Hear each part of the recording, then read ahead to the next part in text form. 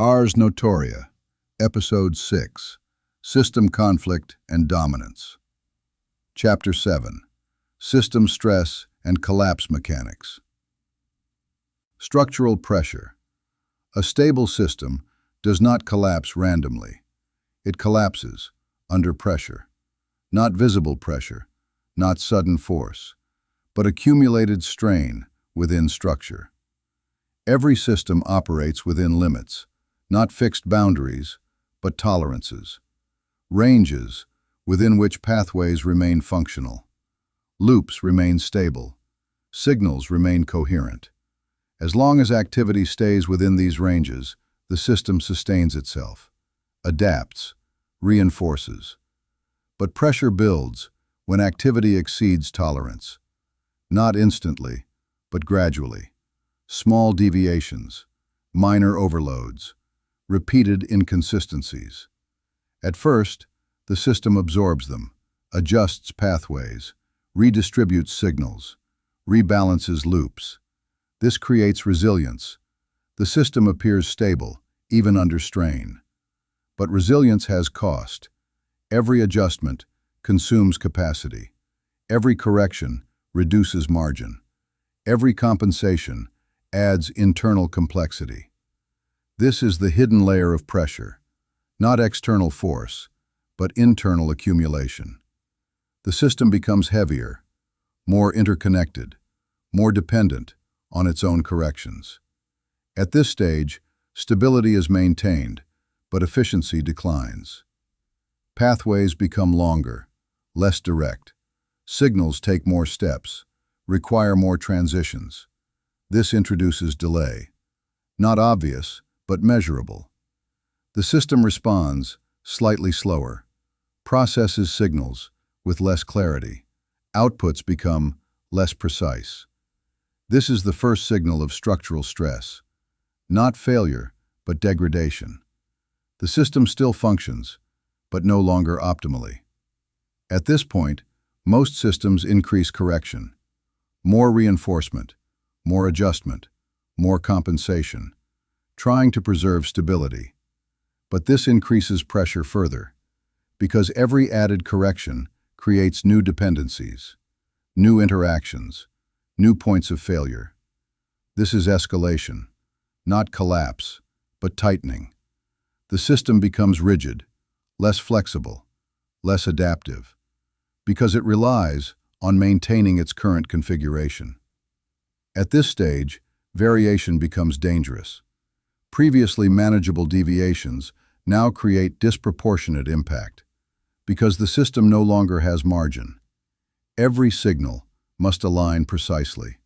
Every pathway must function correctly. And when they don't, the system strains. This creates sensitivity. Small disruptions produce large effects.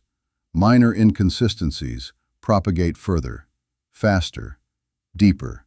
Because the system is tightly coupled, everything connects to everything else. This is where pressure becomes visible, not as force, but as fragility. The system appears strong, but behaves delicately, stable until it is not. At this stage, failure does not begin with destruction. It begins with misalignment, signals that no longer synchronize, pathways that no longer connect cleanly, loops that no longer reinforce consistently. This creates noise, not external, but internal. The system begins to misinterpret itself. Processes become inconsistent, outputs diverge, patterns lose clarity. This is the second signal of stress, not breakdown, but distortion. The system still operates, but no longer produces reliable outcomes. At this point, intervention becomes difficult, because the system is already saturated. Additional corrections increase instability. Reduced corrections allow degradation. There is no stable adjustment, only trade-offs. This is critical pressure, where every action has cost, and every cost reduces stability further. At this stage, the system is no longer balancing. It is compensating. maintaining appearance without restoring function.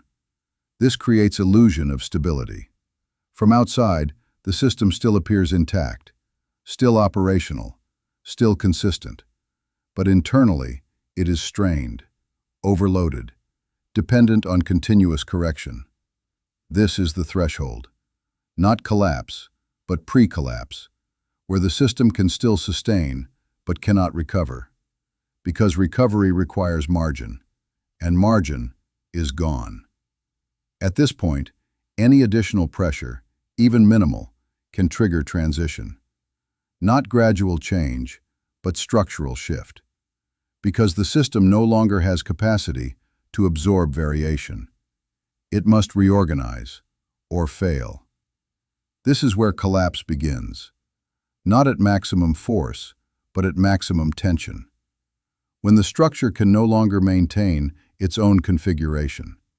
And once this threshold is crossed, the system does not return to its previous state, because the conditions that sustained it no longer exist. Threshold breach.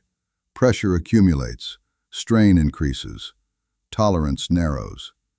But collapse does not begin with pressure itself. It begins when pressure exceeds containment, when the system crosses its threshold. A threshold is not a visible boundary. It is not marked, not announced. It is structural, a point where internal compensation can no longer sustain coherence.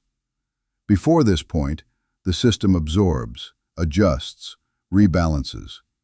After this point, it cannot return to its previous state. This is the critical distinction. A system under pressure is still stable. A system beyond threshold is no longer recoverable through its existing structure. This transition is not gradual. It is discontinuous. The system appears stable until it isn't. Because thresholds are not linear. They are tipping points, moments where accumulated strain converts into structural change, not added pressure, but transformation. At this moment, the system loses its ability to compensate. Corrections no longer stabilize. They amplify instability. Adjustments no longer rebalance. They introduce new distortions. Everything that previously maintained coherence now accelerates divergence.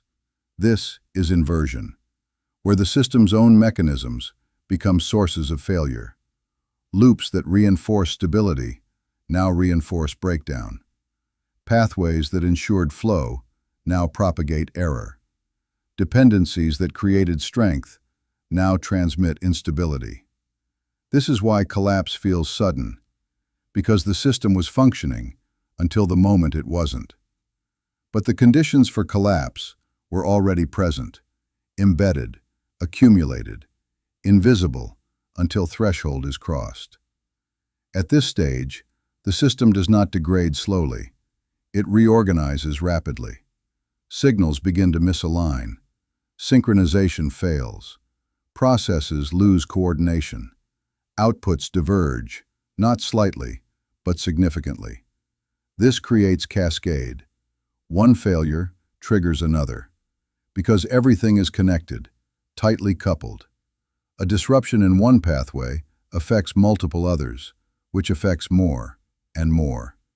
This is not sequential failure. It is simultaneous destabilization.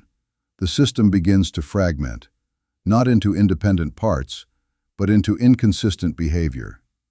Different sections respond differently.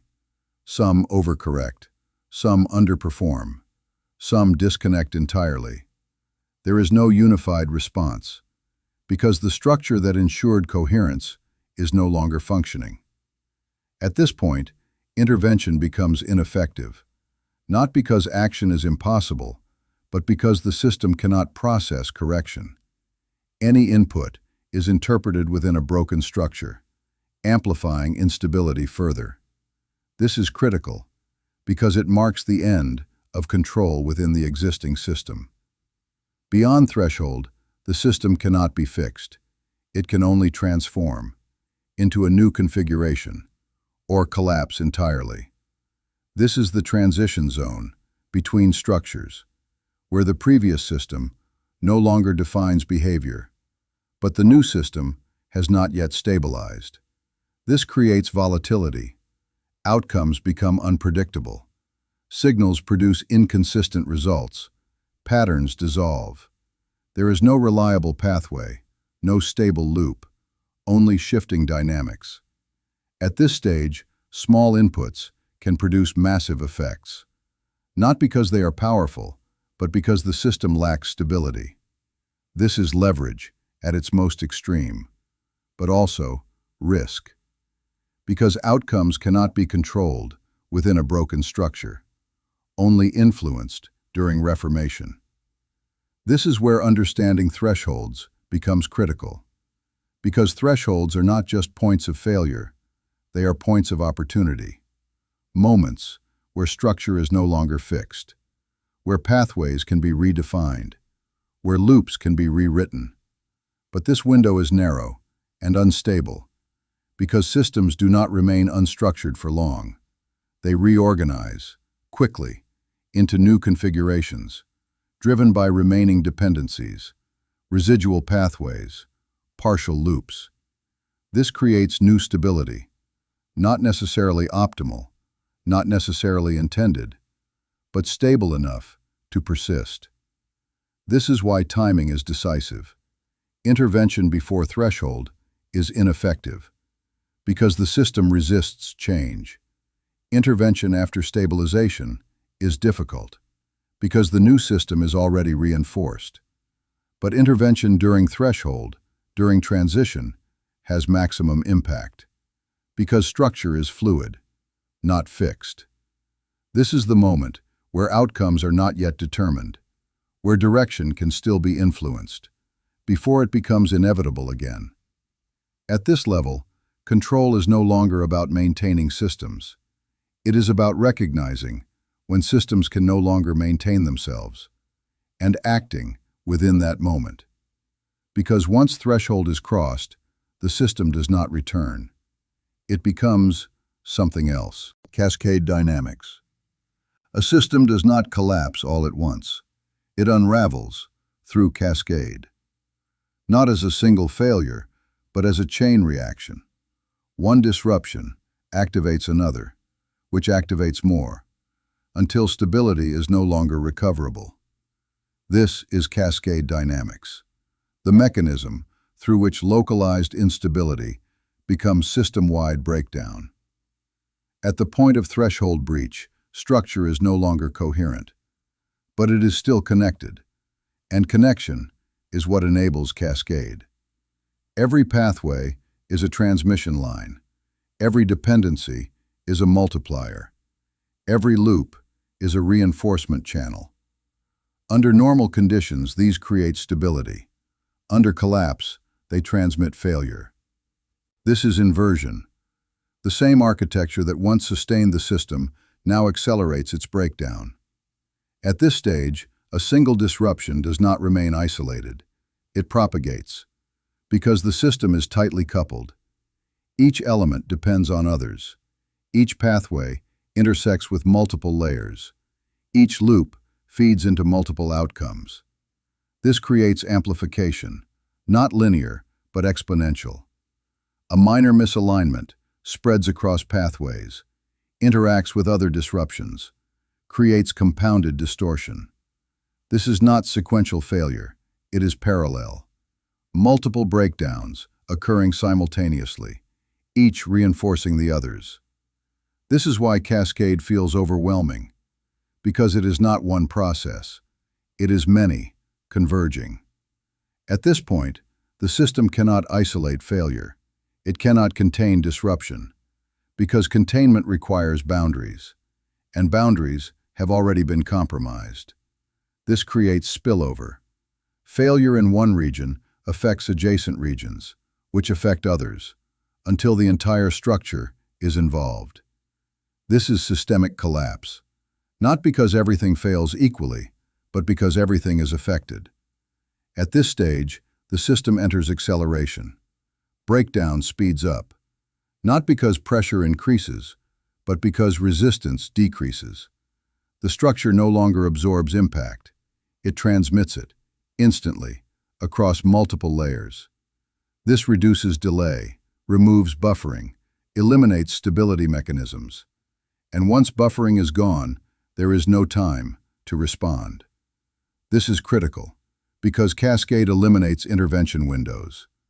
By the time disruption is visible, it is already widespread. Any attempt to correct is delayed, and delay, in a cascading system, means amplification. Corrections arrive too late, applied to a structure that is already changed. This creates further instability, because the system is no longer what it was. At this point, feedback becomes destructive. Loops that once reinforced stability now reinforce breakdown. Each iteration intensifies failure. Signals do not stabilize. They diverge, further, faster, with each cycle. This creates runaway dynamics, a system moving beyond control. Not because control is absent, but because control mechanisms are part of the collapse. This is the paradox of Cascade. The more the system tries to correct, the more it destabilizes. Because correction assumes coherence, and coherence no longer exists. At this stage, the system fragments, not physically, but functionally. Different parts operate under different conditions, different interpretations, different responses. There is no unified structure, only overlapping fragments, each attempting to maintain its own stability. But because they remain connected, their actions interfere. This creates conflict within the system itself, subsystems competing, pathways misaligned, loops contradicting each other. This accelerates collapse further. Because the system is no longer coordinated, it is divided, and division reduces efficiency, increases friction, amplifies instability. At this level, collapse is no longer reversible, not because it cannot be stopped, but because stopping it would require rebuilding structure faster than it is breaking, which is not feasible within the system itself.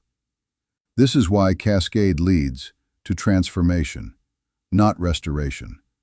The system cannot return to its previous configuration, because that configuration no longer exists. The connections that sustained it are compromised. The pathways that defined it are disrupted. The loops that reinforced it are inverted. What remains is not the original system, but a transitional state, unstable, undefined. And within this state, new structures begin to form, not intentionally, but emergently. From remaining connections, residual dependencies, partial pathways. These fragments start to reorganize, creating new patterns, new loops, new stability. But this process is not controlled. It is reactive, driven by what remains, not by what is optimal. This is the final phase of Cascade, not destruction, but uncontrolled reformation. And within this, the next system begins. Fragmentation and system split. Cascade destroys coherence, but it does not eliminate structure. It divides it, not into absence, but into fragments. This is the next phase of collapse, not failure, but separation. The system no longer operates as a unified whole. It breaks into multiple subsystems, each attempting to sustain itself independently. At the beginning, this division is subtle. Pathways misalign, signals diverge, loops reinforce different outcomes, but connections still exist. The system remains partially integrated. This creates instability because different parts are no longer synchronized. They operate on conflicting structures. This is internal divergence, not yet full separation, but loss of unity. As Cascade continues, this divergence increases. Subsystems begin to prioritize their own stability over system-wide coherence. They adjust pathways to preserve local function. They reinforce loops that sustain their own behavior, even if those loops conflict with others.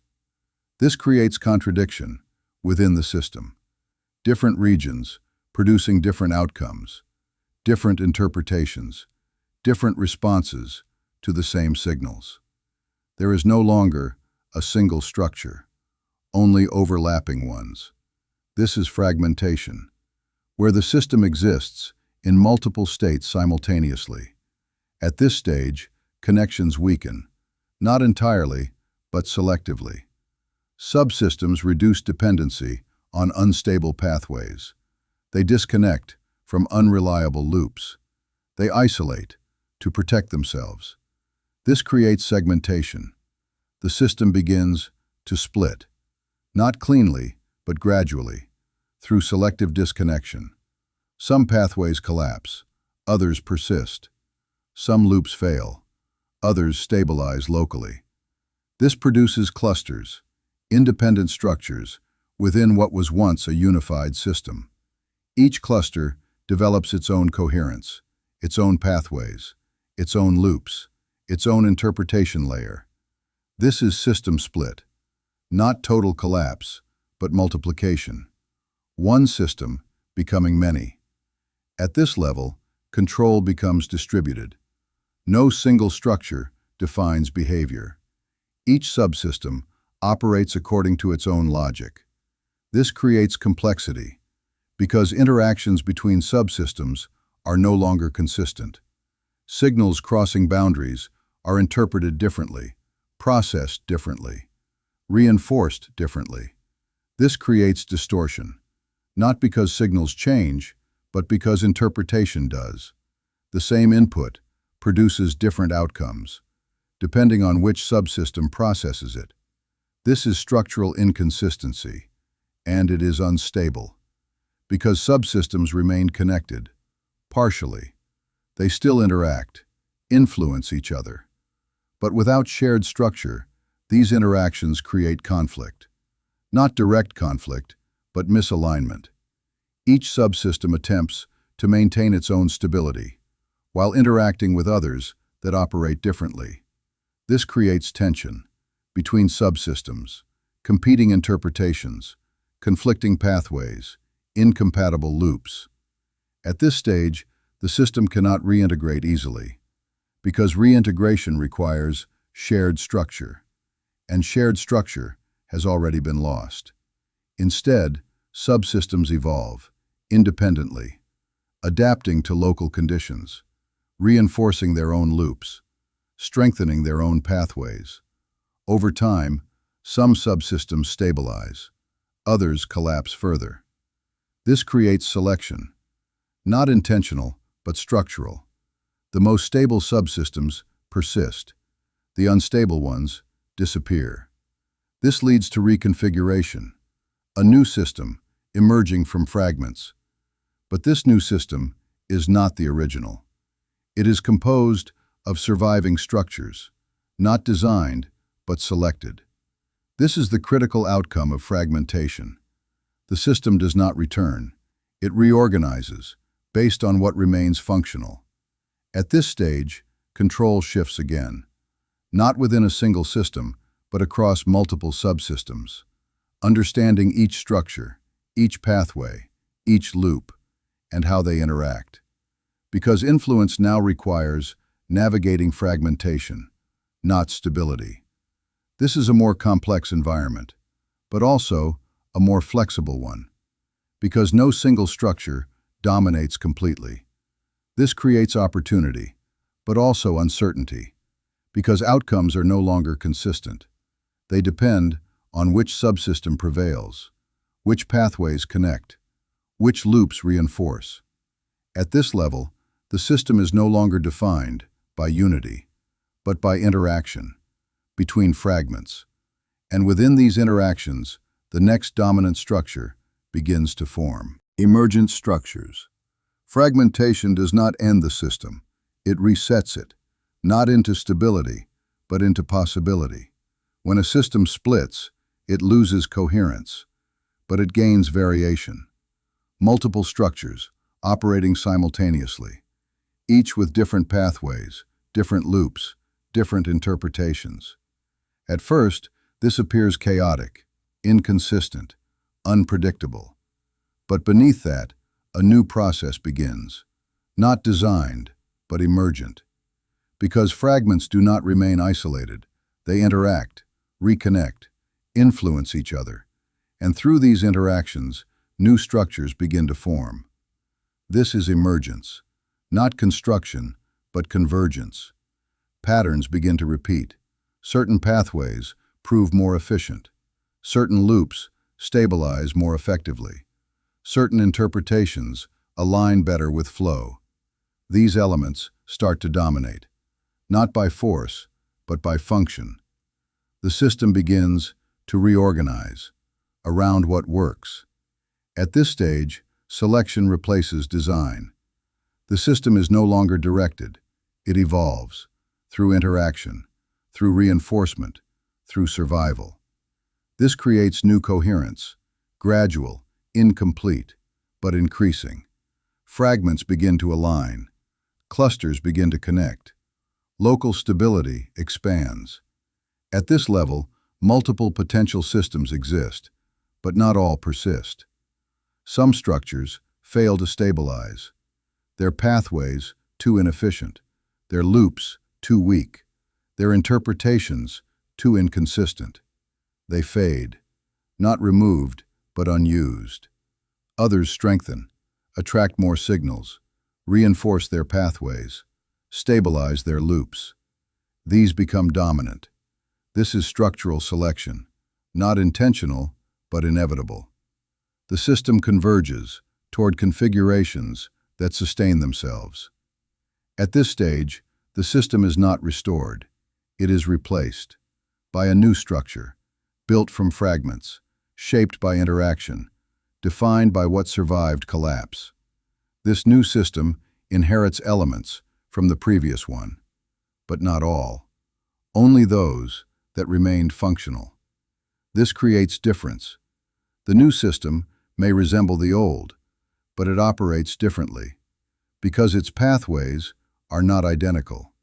Its loops are not the same. Its interpretation layer has shifted.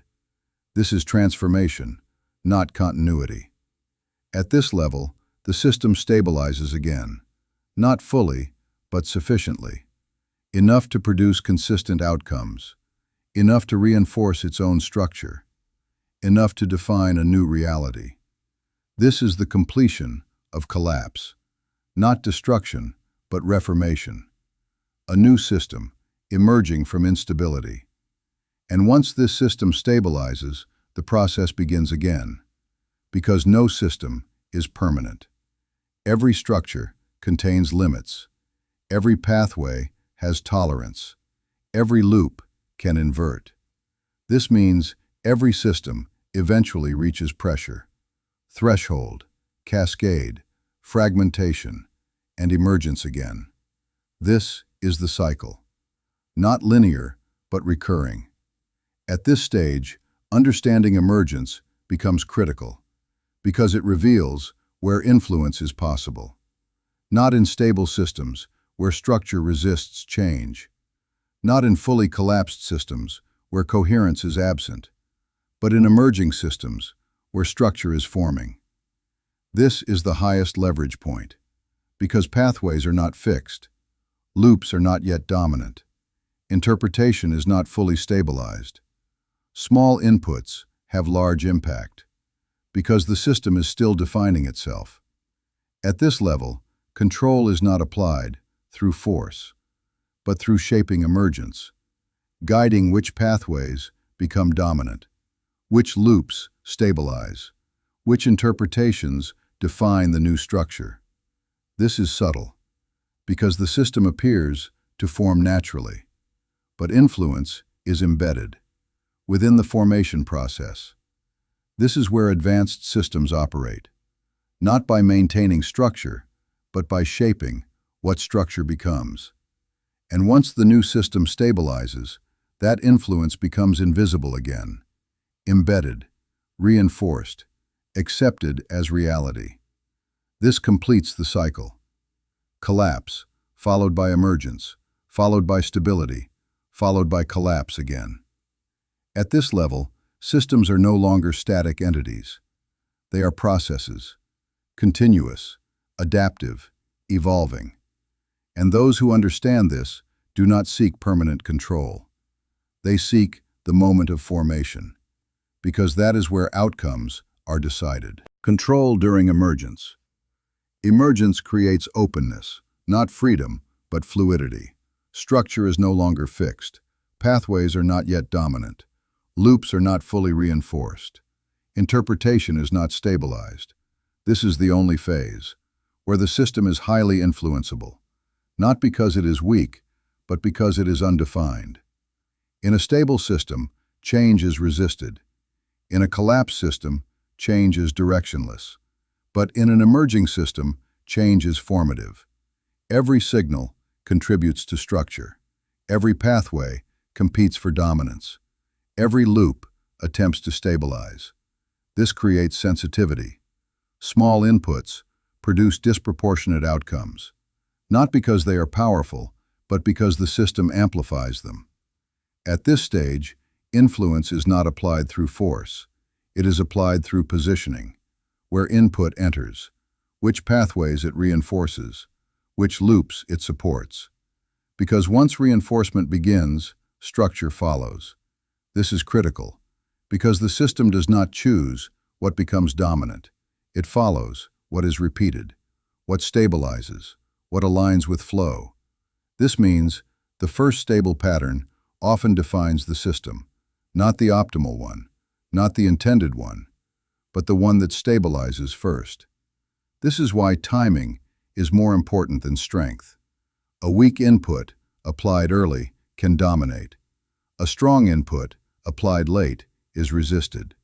Because once loops stabilize, change becomes costly. At this stage, speed defines influence. Not reaction speed, but structural timing. Recognizing when pathways are still forming, when loops are still weak, when interpretation is still flexible. This is the window, and it is narrow, because emergence does not last.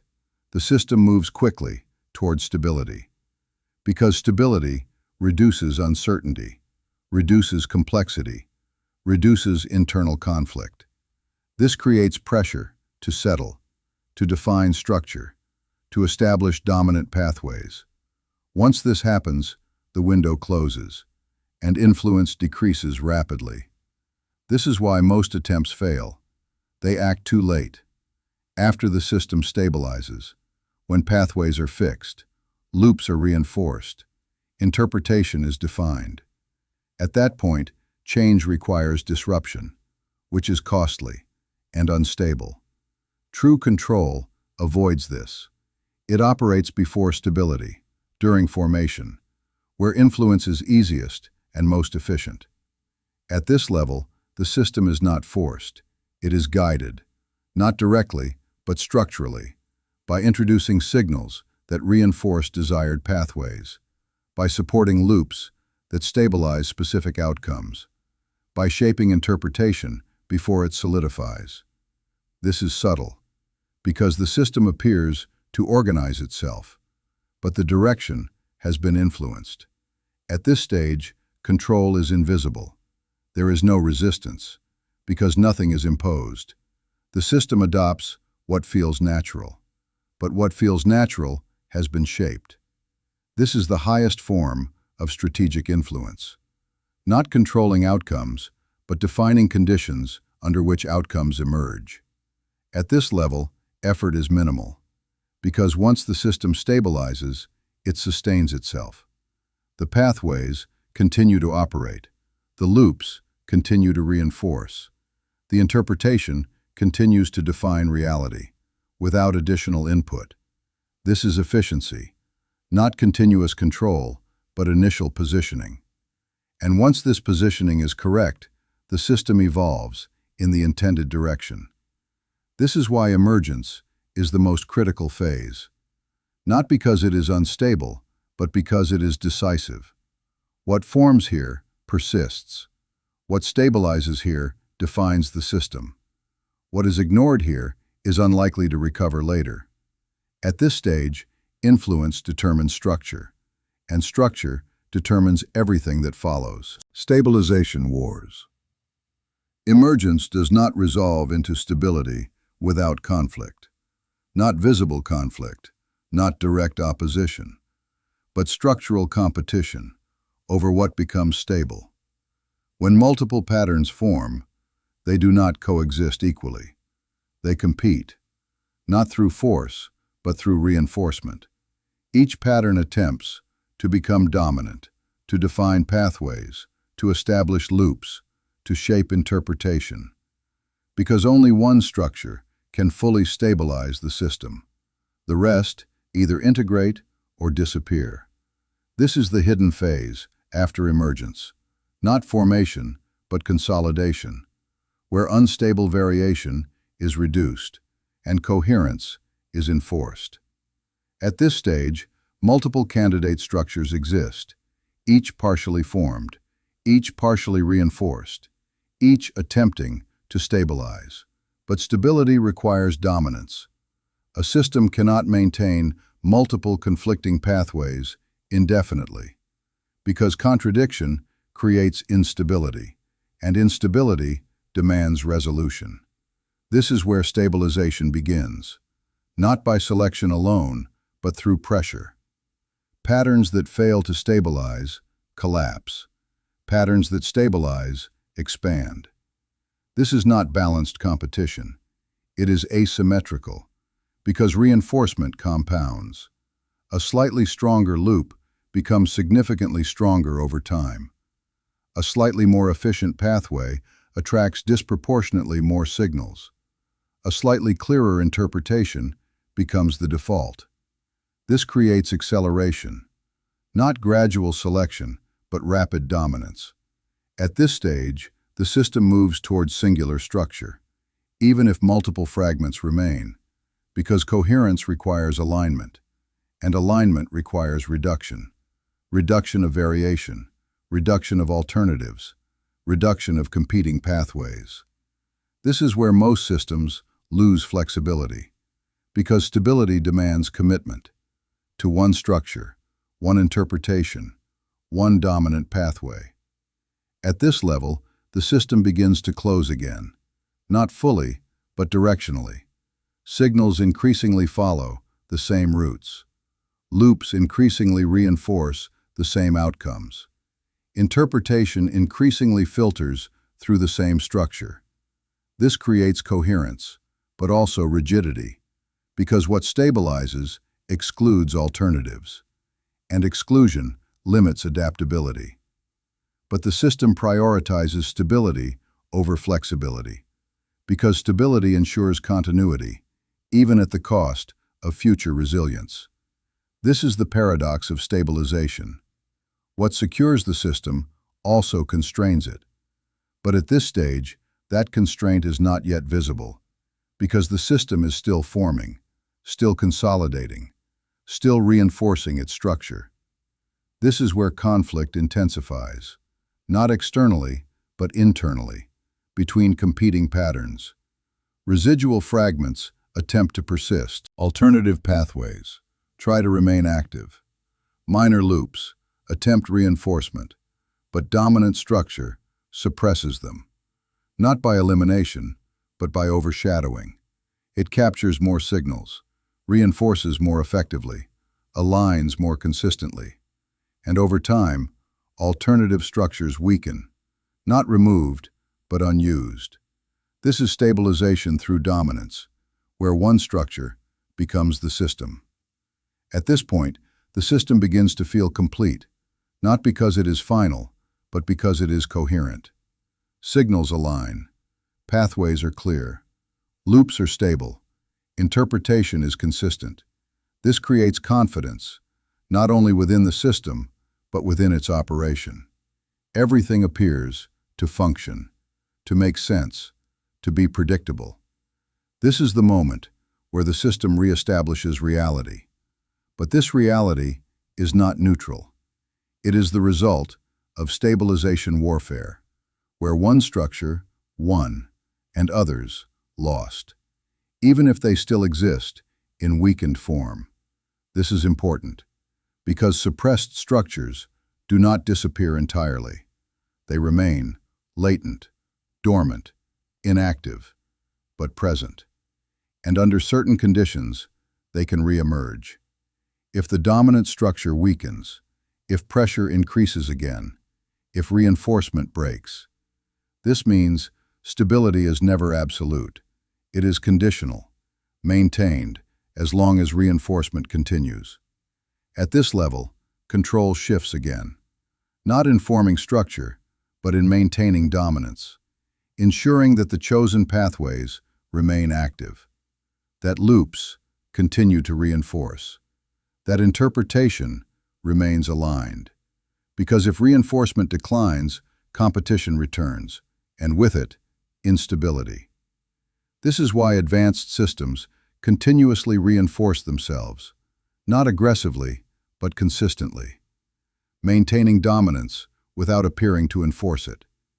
This creates sustained stability, but also hidden tension, because suppressed structures remain beneath the surface, waiting for conditions to change. At this stage, the system appears stable, but it is not static. It is actively maintained through reinforcement, through alignment, through continuous flow. And this maintenance defines its lifespan. Because once reinforcement weakens, stability dissolves, and the cycle begins again.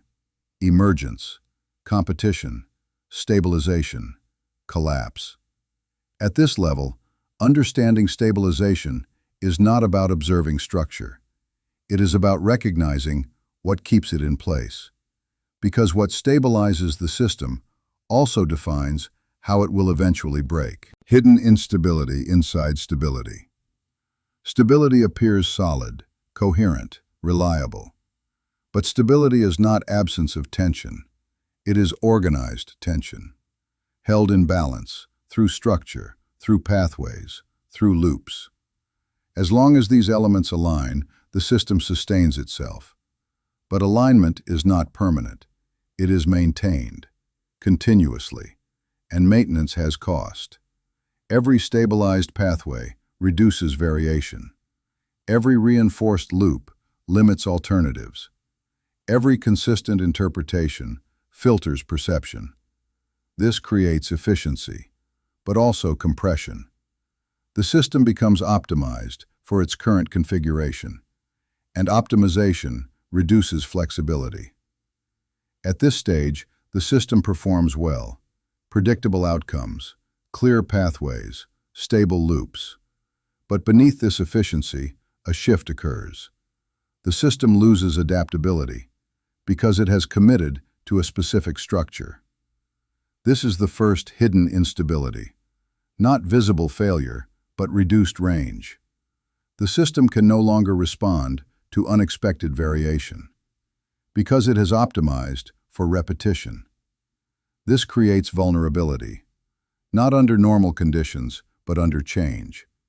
When external signals shift, when pressure increases, when new patterns emerge, the system struggles to adjust because adjustment requires flexibility, and flexibility has been reduced. This is the second layer of instability, rigidity.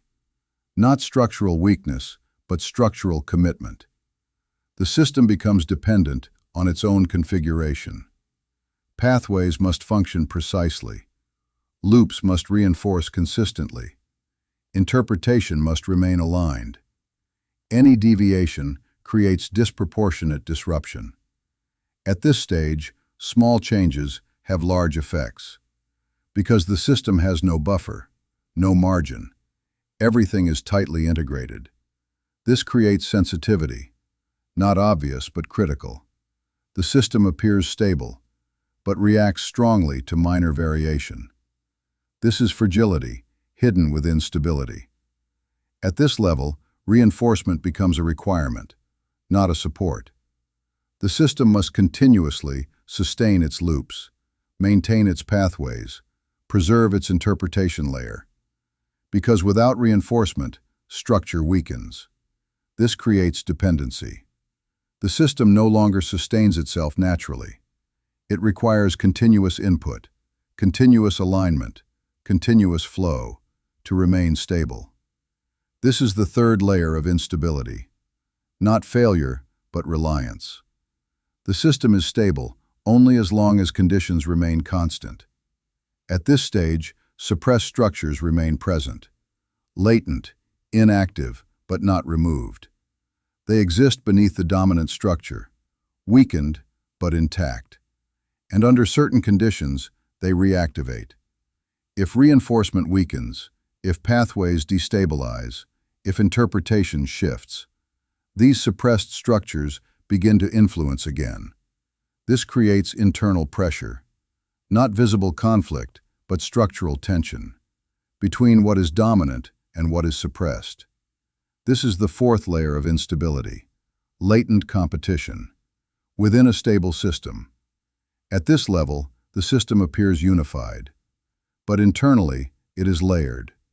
Multiple structures coexisting, one dominant, others suppressed. This creates imbalance, because suppressed structures are not integrated, they are excluded, and exclusion creates tension. Over time, this tension accumulates, not enough to disrupt stability immediately, but enough to reduce resilience.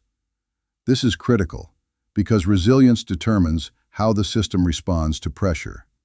And a system with hidden instability responds poorly. It either overreacts or fails to adapt.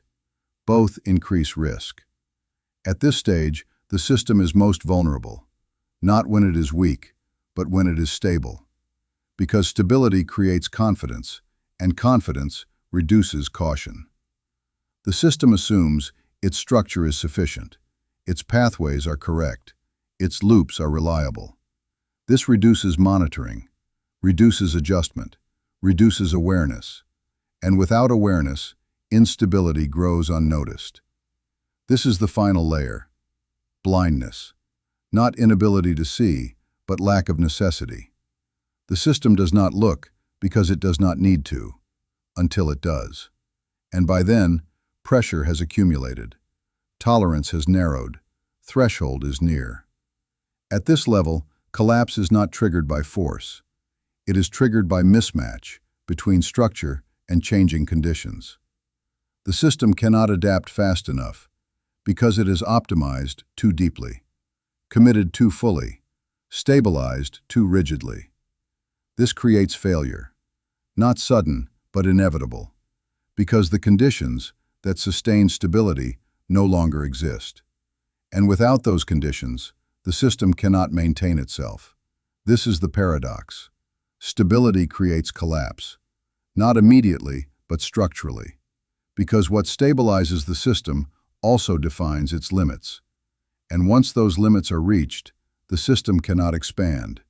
It can only break. Collapse trigger conditions.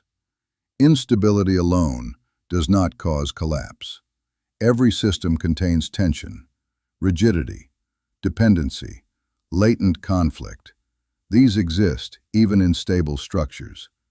But collapse begins when instability meets activation, when specific conditions interact with structural weakness and push the system beyond containment. This is not random. Collapse follows patterns, not visible patterns, but structural ones. Certain conditions consistently trigger transition, not because they are powerful, but because they align with existing vulnerabilities. The first trigger is mismatch between system configuration and incoming conditions. A system optimized for one type of input struggles with another. Pathways designed for predictable flow fail under variation.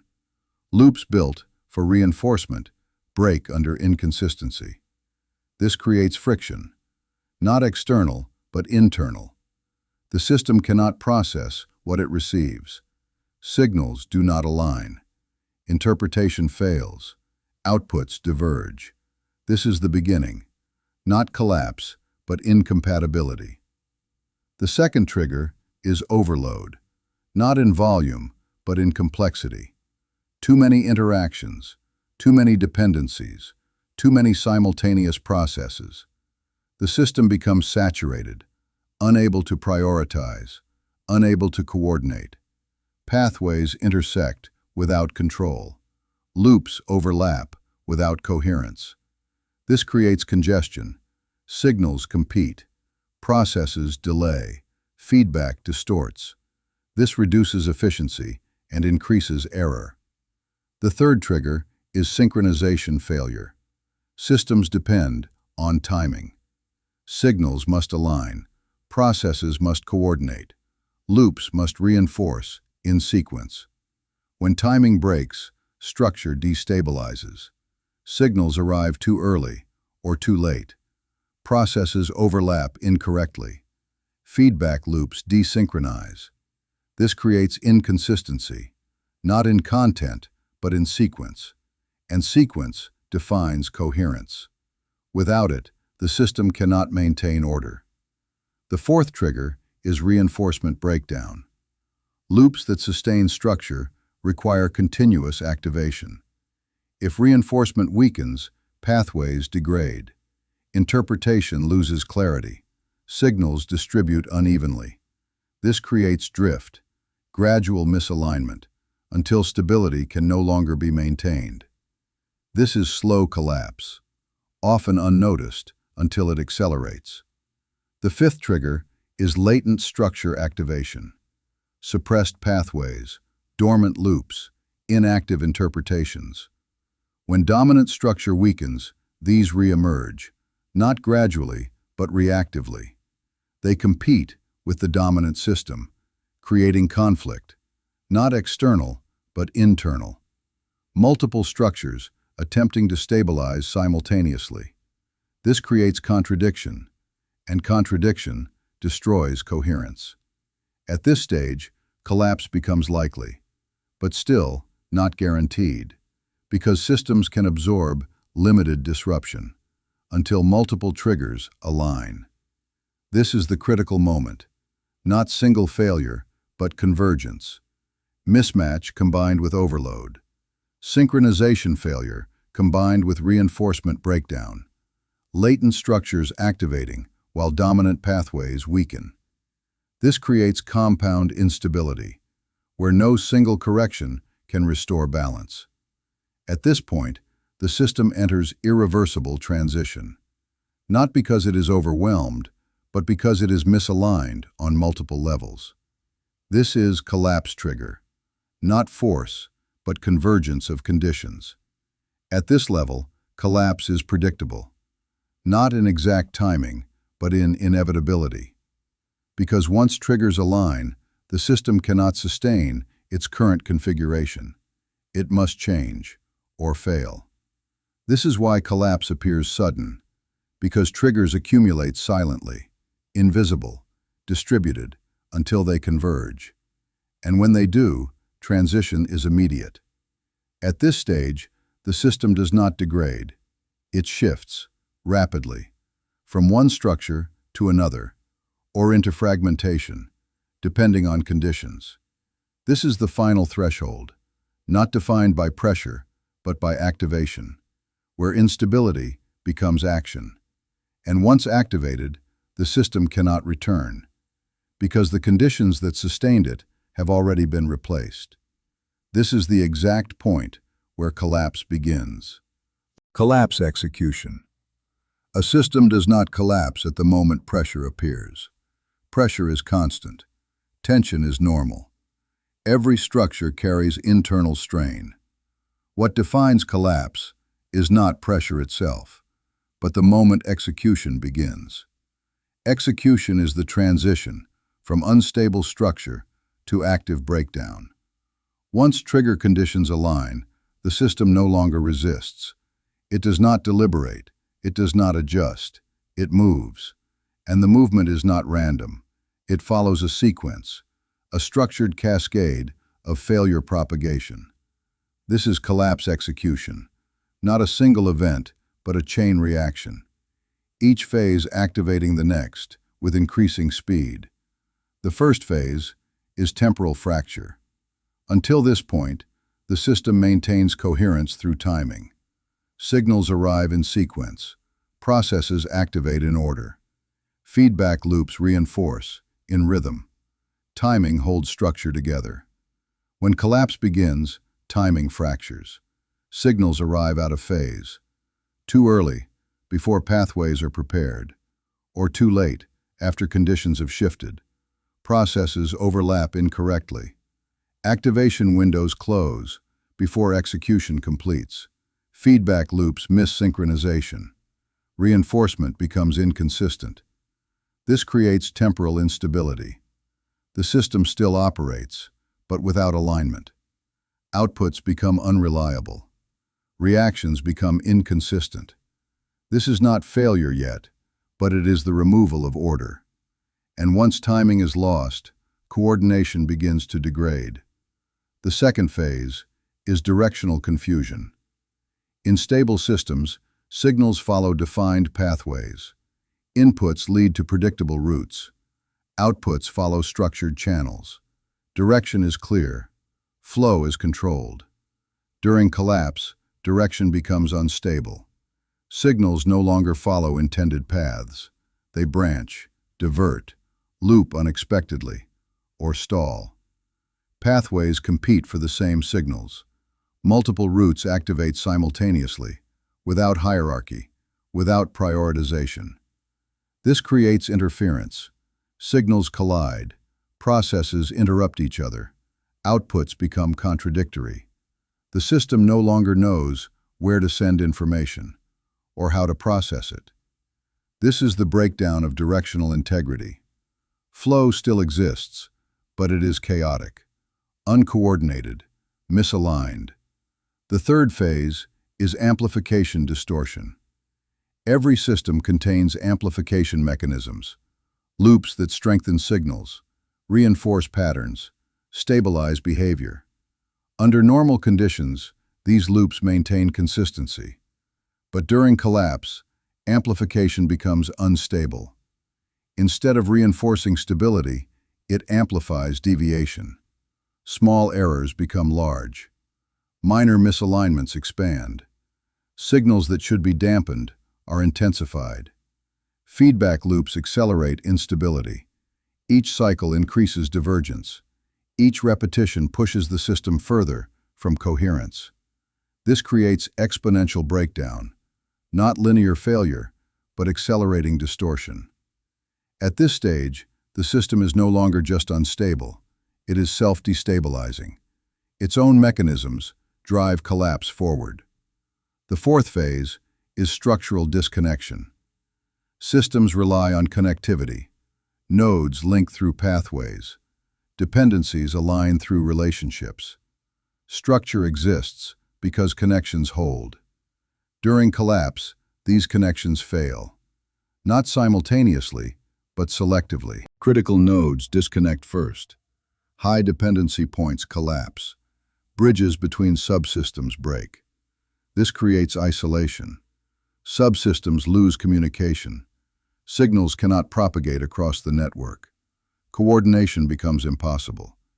Each part of the system begins to operate independently, without awareness of the whole. This is fragmentation in structure. Not yet total collapse, but irreversible separation. Because once connections are lost, they cannot be restored within the collapsing state. The fifth phase is identity dissolution. Every system operates based on internal identity, defined pathways, recognized patterns, established responses. A stable system knows what it is and how it functions. During collapse, this identity dissolves. Patterns no longer hold. Interpretations fail. The system cannot recognize its own processes. Inputs no longer map to known responses. Outputs lose consistency. The system begins to behave in ways that contradict its structure. This is not just failure of function, but failure of definition.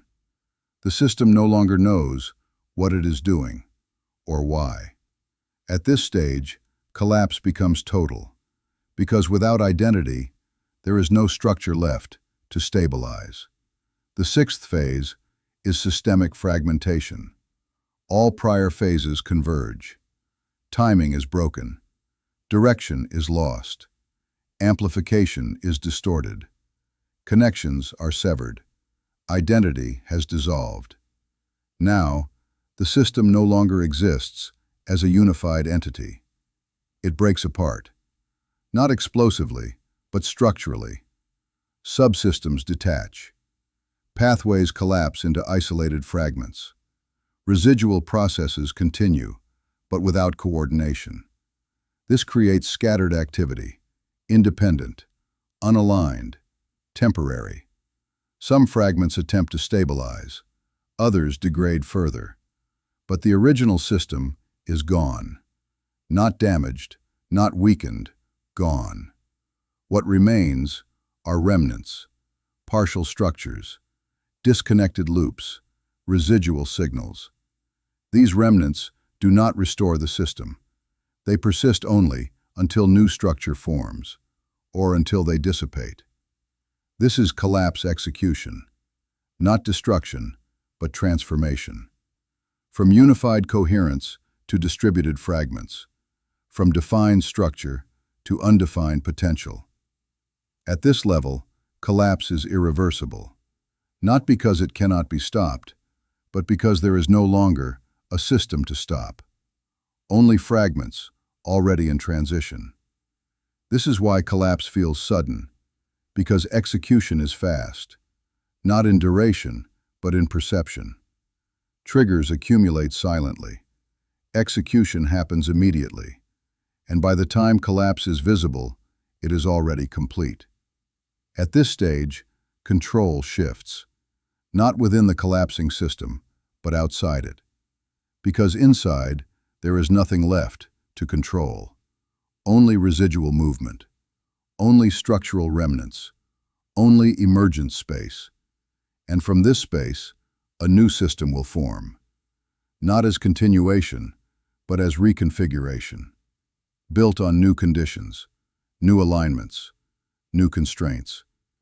And once that system stabilizes, the cycle begins again. Post-collapse landscape.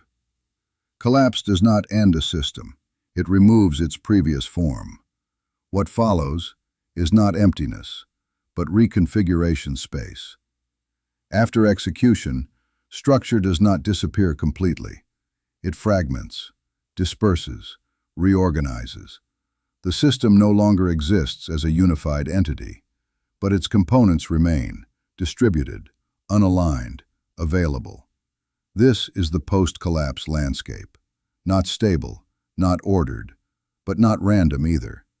Because even in fragmentation, structure persists, in traces, in residues, in partial configurations. At this stage, the field becomes open, not controlled, but not undefined. A system has ended, but a new one has not yet formed.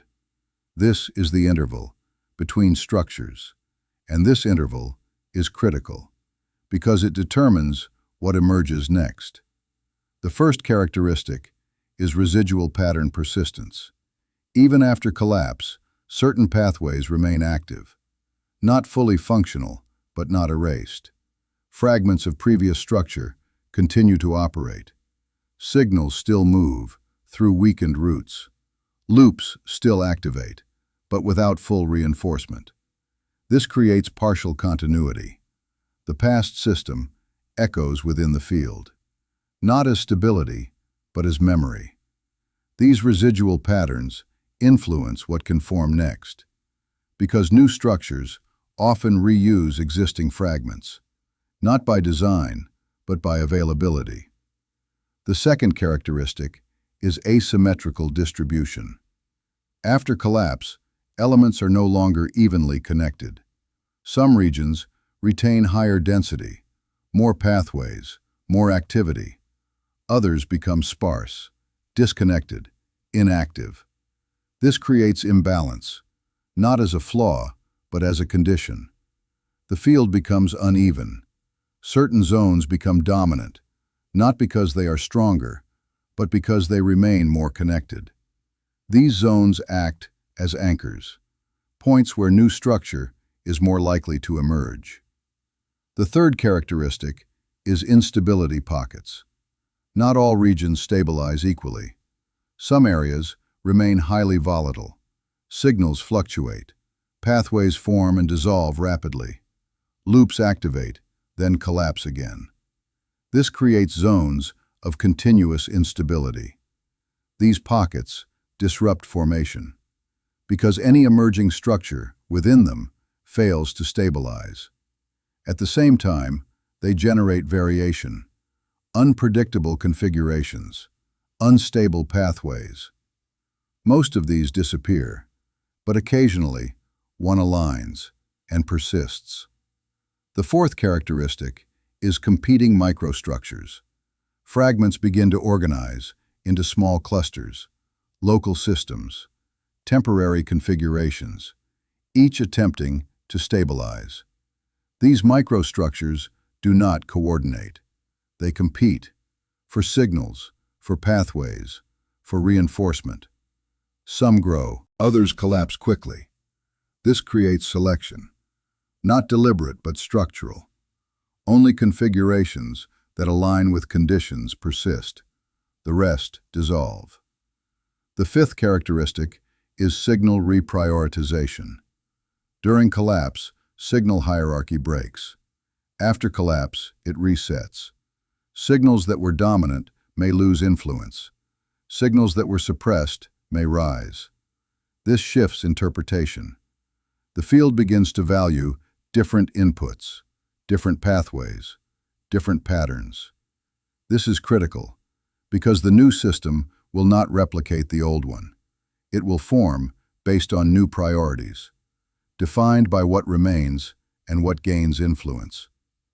The sixth characteristic is absence of central control. There is no dominant structure, no coordinating system, no unified direction. Everything operates locally, fragment by fragment, cluster by cluster. This creates freedom, but also uncertainty, because without central coordination, coherence cannot form immediately. Structure must emerge from interaction, not from design.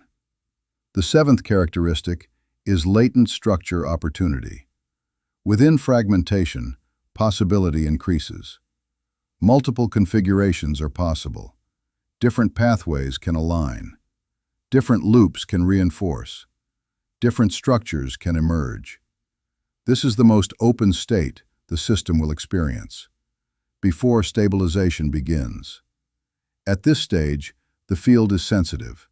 Small changes have large impact, because structure is not yet fixed. Pathways are flexible. Connections are forming. This creates leverage, not through force, but through timing, because what aligns early shapes what follows. This is the moment where new dominance can form, not by rebuilding the past, but by organizing the present. The eighth characteristic is transition pressure. The system cannot remain in this state. Fragmentation is unstable. The field seeks coherence, not consciously, but structurally. Interactions increase. Clusters expand. Pathways connect. Reinforcement loops begin to stabilize. This initiates transition, from fragmentation to formation. At this point, the system begins to shift again, not into collapse, but into emergence. The post-collapse landscape does not persist. It evolves, continuously, until a new structure forms. At this level, collapse is not the end. It is the reset, a clearing of previous constraints, a redistribution of components, a redefinition of possibility. And what emerges next is not determined by what existed before, but by how the fragments align now. Emergence, reformation, and strategic transition. Collapse clears structure, but it does not create order. What follows is not recovery, it is construction, not of the old system, but of something new. From fragmentation, patterns begin to align, not all at once, not intentionally, but through interaction, through selection, through persistence. This is emergence, the moment where scattered components begin to organize. The field is no longer breaking, it is assembling. The first phase is local stabilization. Within the fragmented landscape, certain clusters begin to hold. Connections strengthen. Pathways become consistent. Signals circulate without immediate breakdown. These clusters do not yet form a system, but they resist collapse. They maintain internal coherence. This is the first signal of reformation. Not global, but local. The second phase is relational alignment. Clusters begin to interact, not randomly, but through compatibility. Structures that share pathways connect. Signals that reinforce each other merge. Loops begin to synchronize across clusters. This creates extended networks, not yet dominant, but expanding. The field begins to reorganize through connection. The third phase is pattern selection. Not every structure survives. Many clusters fail to stabilize. Connections break. Loops collapse. Signals disperse. Only certain configurations persist, not because they are stronger, but because they align with the current conditions. This is selection, structural filtering, where compatibility determines survival. The fourth phase is reinforcement consolidation. Surviving structures begin to strengthen. Loops stabilize. Signals repeat consistently. Pathways become reliable. Reinforcement increases. This creates stability, not absolute, but growing. The structure begins to resist disruption. The fifth phase is hierarchical formation. Within the emerging structure, some nodes become central, not by design, but by connectivity. They link multiple pathways, coordinate multiple processes, influence multiple regions. These nodes become anchors. Around them, the system organizes. This creates hierarchy, not imposed, but emergent. The sixth phase is identity formation. The system begins to recognize its own patterns, its own pathways, its own responses. Behavior becomes consistent. Interpretation stabilizes. The system develops a coherent internal logic. This is identity, not defined externally, but formed internally. The system now knows how to operate. The seventh phase is boundary stabilization. The system begins to distinguish itself from the environment. Internal processes become clear. External signals are filtered. Interaction becomes controlled. This creates boundary, not isolation, but definition. The system becomes a distinct entity. The eighth phase is functional coherence. All components begin to align. Timing stabilizes. Direction becomes clear. Amplification reinforces stability. Connections hold. Identity persists. The system operates as a unified structure, not identical to what existed before, but stable, coherent, functional. At this point, reformation is complete. A new system exists, not as continuation, but as transformation. The previous system cannot return. Its structure is gone. Its pathways no longer dominant. What exists now is built from fragments, but shaped by new alignment. This is the final truth of collapse. It does not destroy systems. It replaces them. Through process, through selection, through emergence. At this level, control is redefined. It no longer exists within stability, because stability is temporary. Control exists in transition, in the ability to recognize collapse, to read fragmentation, to identify alignment, to understand which structures will form before they fully stabilize. This is where advantage exists, not in maintaining systems, but in navigating their transformation. Because those who operate only within stability lose control when collapse begins. But those who understand how systems break and how they reform do not lose control. They shift with it. They align early. They position themselves within emerging structure, and by the time the system stabilizes, they are already inside it. Not reacting, not adapting, but embedded. This is the final transition of this chapter, from collapse to emergence, from breakdown to formation, from structure to restructure.